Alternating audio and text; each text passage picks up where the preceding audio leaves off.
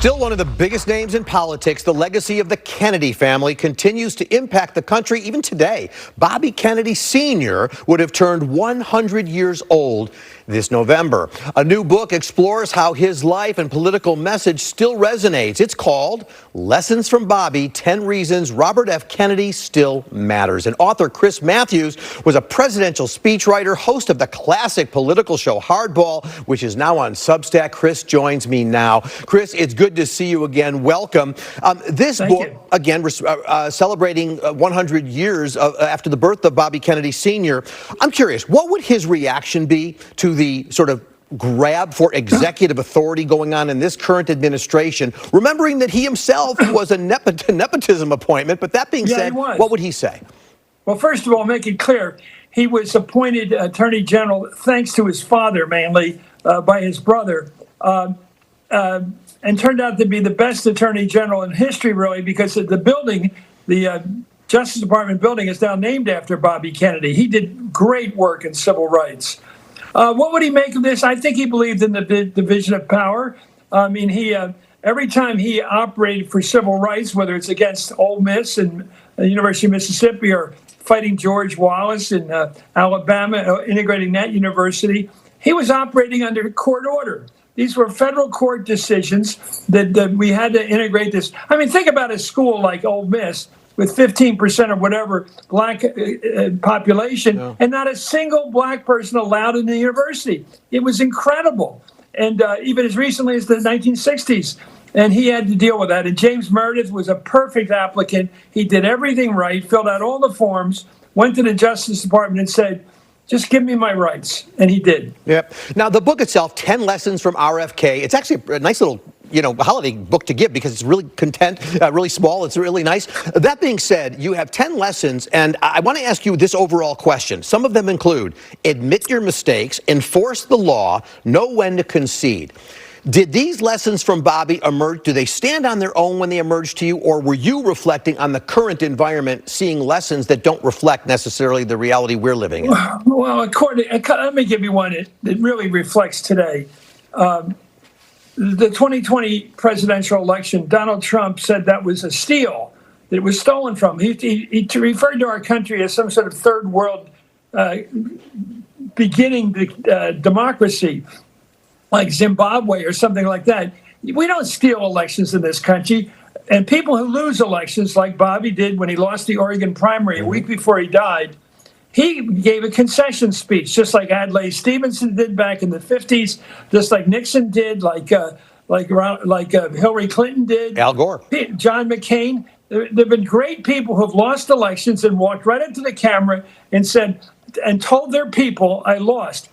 In the case of Trump, he didn't. And he's allowed this word to get out there that his election was somehow stolen. And then he went further in this third world manner and trying to arrest and incriminate and put people in prison who opposes him. This is dictatorship. It's not democracy. One of the lessons you call show some guts. It's a reference to Republicans not standing up to Trump these days and Democrats not fighting back very strongly. Maybe the one exception these days might be Marjorie Taylor Greene, who actually seems to be standing up for herself. I'm curious because part of that same message in the book is that you write courage is the virtue his brother JFK admired most. We don't see much courage today. You know, what Jack was talking about, Jack Kennedy, when he wrote that book, was senators love their job. People say, oh, they're afraid they'll lose their job. No, they love it. They love being senators. These are great jobs. You get to hang out with the guys and the women, and you get to be one of them, and you get to talk about big issues, and you have a big staff to work for you, and you get taken around and looked after. As a senator I worked for once said when he lost his final election, he said it was like re-entry. It's like coming in from foreign space where the people are all looking out after you. And all of a sudden you got to make your own phone calls. You got to look up phone numbers. You got to know stuff. It's a new world and they don't want to face it. But clearly what happened last Sunday in the morning, the House of Representatives, the Republicans, the Senate, the Republicans, all were opposed to releasing the Epstein papers. In the afternoon, because President Trump changed his mind and said, let's release them, they all switched. These are not independent bodies. They're acting like they work for the president. They don't. It's interesting, too. Another lesson is admit your mistakes. And if anything is an example of the way President Trump doesn't do things, he does not admit mistakes. It's part of his philosophy. He learned it from famed lawyer Roy Cohn. I'm sort of curious because for Bobby, you write that he said we need to shine a lantern on our problems and admit it before somebody else calls you out. But it seems to work for Trump to not to admit. The look of immutability and imperturbability, like nothing will bother him, it does work for him.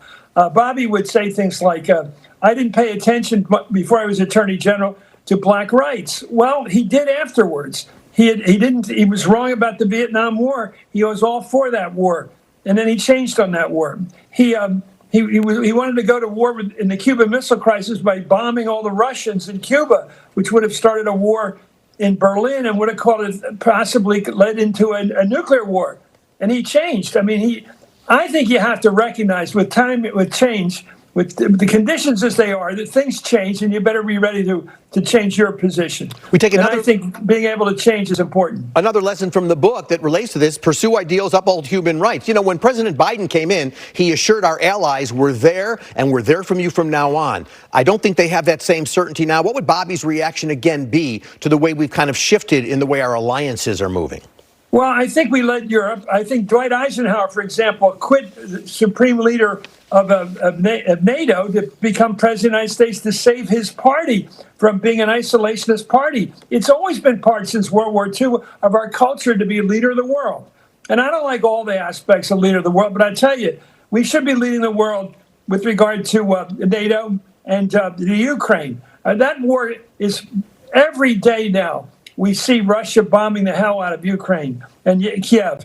It's horrible. And those people are suffering for what? Because of this weird dictatorship of Vladimir Putin. We should be opposing that. And Trump is just not clear on it. He doesn't seem like a leader where you know where he stands. You just don't. We're going to see as the years go on. Chris Matthews, congratulations on the book. I've read it cover to cover. It is called Lessons from Bobby, 10 Reasons Robert F. Kennedy Still Matters. Lots more messages in the book to take from it, including a very important one on sacrifice. And Bobby Kennedy did do the ultimate sacrifice. Chris Matthews, congratulations on the book. Hope to talk to you again. Have a great holiday. Me too. Thanks so much. Thank you. All right, we're going to take a quick break, and more WGN TV Political Report is coming up next.